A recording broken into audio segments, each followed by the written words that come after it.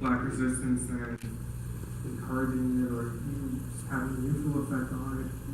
And the aspect of having the first black president, what's argued about this, the positive symbolism of that a black person could be president, that feeds into a capitalist narrative and, you know, makes people complacent. If some black person could be president, that, you know, all the way on down, it suggests that there could be more upward mobility of black people and working class people than there actually is.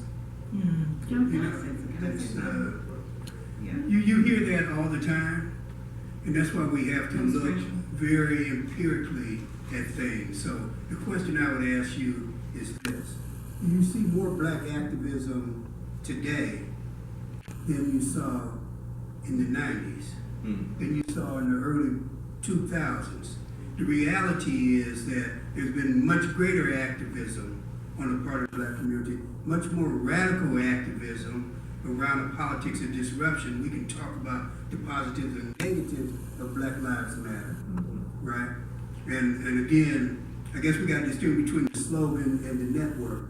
So I'm talking about the slogan and the masses of black people who took up the slogan, right? And went into the streets. Ferguson, Cleveland, Chicago, Baltimore. Chicago brought economic boycott back. They shut down the Miracle Mile. Okay, so in that sense, it's, I know a lot of certain types of folks want us to attack Obama all the time, and I'm not happy with his foreign policy. I'm not happy with his domestic policy. I'm not happy with his inability to stand tall.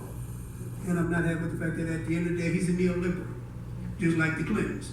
But we went with Obama, probably the first part of his administration. It did have a cooling effect. But by the time we get to Obama's second term, black people are in motion, and we've cleared that hurdle. Why? Because we've had black mayors in cities like Detroit, East St. Louis, and we've had black mayors, you know, and we now know that they initially cooled us out. So we didn't go for that game again with Obama. Just briefly, and I agree with Sundiata. I remember the night he was elected, one of my best friends called me, said, "So what you revolutionaries gonna do now?" Yeah, you know, black man's president. So what you got to complain about? But people were getting killed by police, and so the conditions for us didn't change. Flint, I mean, all these things occurred. I mean, we're not blind. That was our goal. Yeah, but still, that happened under a black president, and so things didn't change for us. So I think it exposed. It's not just for black people. The Occupy movement occurs. You know, I think there was this for a lot of particularly youth. Because, you know, Barack Obama had a significant, in 2008, a significant young person vote, black and white, right? Yeah, He wanted, that was the only demographic he won was for white people, right? Was young people. So people began to see, you know, during that period of time, the cost, it continued the trend, cost of education was going up, and the ability to pay for it was decreasing. And so all those things, you know, I think lead to a movement occurring. Like Sundiata said, maybe been a cooling effect early. You even remember with Harry Belafonte, I think he says that him and Barack had this conversation, right? And Barack asked him, he said, "When are you and Cornel West gonna get off my case?" And he said, "Look, we had been. We've been chilling for a while, but the right, they asserted themselves. Tea Party asserted itself during that moment. It wasn't a clear agenda coming from progressive people that was pushing on the other side the first few years of his administration. So I think Black Lives Matter, Occupy, they kind of represent part of that response when people say, "Oh, wait a minute, this ain't change. This ain't post-racial." I want to say a few things and then I want to give Confetti a chance to ask a question. well, I may be on president at the table, but I didn't have any unrealistic expectations about a president. I like Obama. I'm sorry. I think that he did as much as he could possibly have done under those circumstances. You know, the president is not as well. Anytime, everything that he initiated, it was like it got smacked down. You know, there was, you know, the whole. I think there's a naivete in terms of, and I think that's unfortunate that this, in fact, the poet Chari Moraga said, the idea that one person is going to be able to save you is naive. Right. You know, and in fact, what happened after he was elected, I had to stand in line for hours. In fact, you know, and then I went and I was working the poll. Then the midterm election came.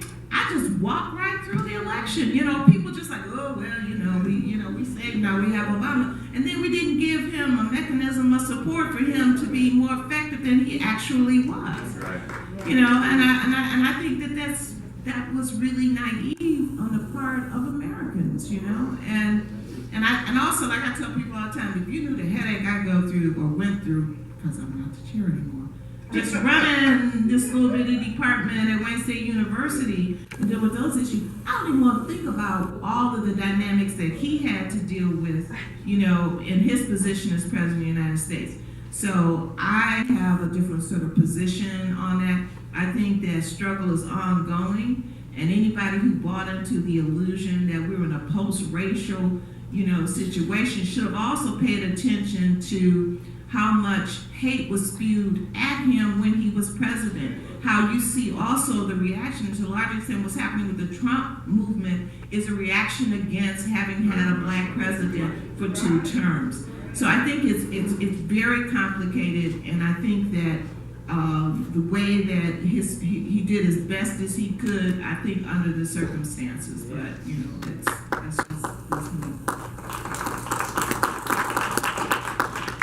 me. Well, I want to thank really for your contribution. I really appreciate it. It's been inspirational to me. I have a question, but I have a comment too. In terms of rebellions in Detroit, historically, all rebellions have been characterized as race riots. The only race riots going back to 1833 that were actually that were when white people were attacking black people. 1843 here in Detroit. No, 1833. 33. Yes. Okay.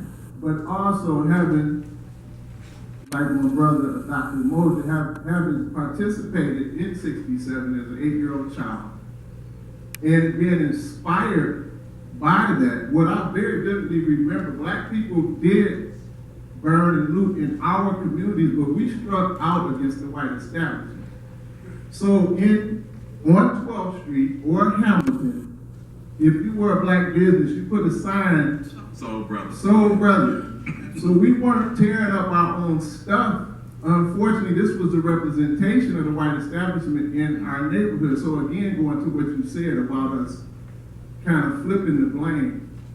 And I want to also acknowledge, and I think we should, Dr. Carl Gregory, who in his own right is very much an authoritative force on the rebellion of 67, because he's well referenced in a number of publications. So I think it's appropriate that we acknowledge him. So my question is, that you prompted so much discussion, Dr. Sundiata, you mentioned Nixon's purporting of black power, but he also ran on the theme or the platform of law and order. Now, this may have been mentioned because I stepped out of the room, but this is also, Trump has reached back and grabbed this. So I would like you all, if you can, to respond to the parallels and implications, because as you all know, Nixon very clearly was responding to the rebellions in the 60s. So that's my question. Yeah, thank you for the law and order reference. That's, and he said people were like afraid to use this term, but law and order is my, and that was his response to the race question in the debate, law and order, which is, you know, kind of conversely, well not conversely, but what he's saying is that you just need to get these people under control. Right. You know, and I was just like, whoa, when he said that, I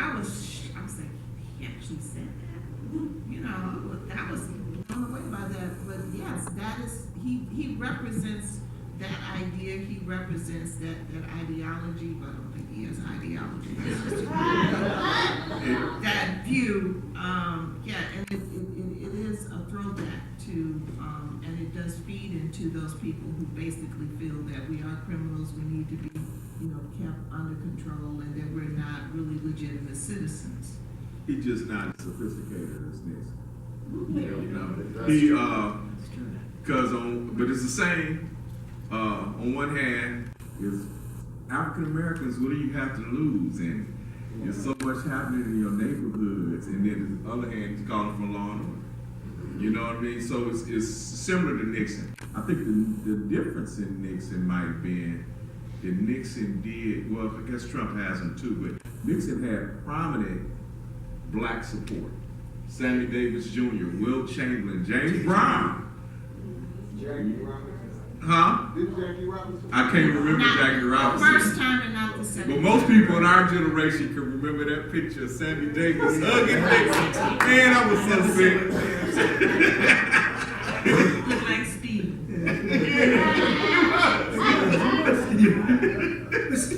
But see, I think that part of the difference is in the two individuals, right? And Akinyele is absolutely correct. Nixon is just a lot smarter. But the real difference is in the condition, the historical moment, the conjuncture, right? When Nixon is coming into power, black people are clearly on the move. We are transforming America. We've won the Civil Rights Act of 64, 65, the Civil Rights Act of 68. We've got affirmative action. We are in the process of transforming America. We're destroying the apartheid edifice. So we're powerful. So Nixon thing is how to incorporate heat, right? So he's focused on the dialectic of judicious repression and corporate liberalism, and he's playing them both. Donald Trump, this is one note. This is simply repression because he emerges at a time in which we appear to be weak. And he's pushing a more cutthroat approach. There's nothing that he's offering. Nixon clearly offered some things, and the existing group of black capitalists, they owe their existence to a great degree to Nixon's policies. Right. Donald Trump ain't gonna create, there will be nothing that emerges positive from us should that fascist. The bullet is what Donald Trump has for us.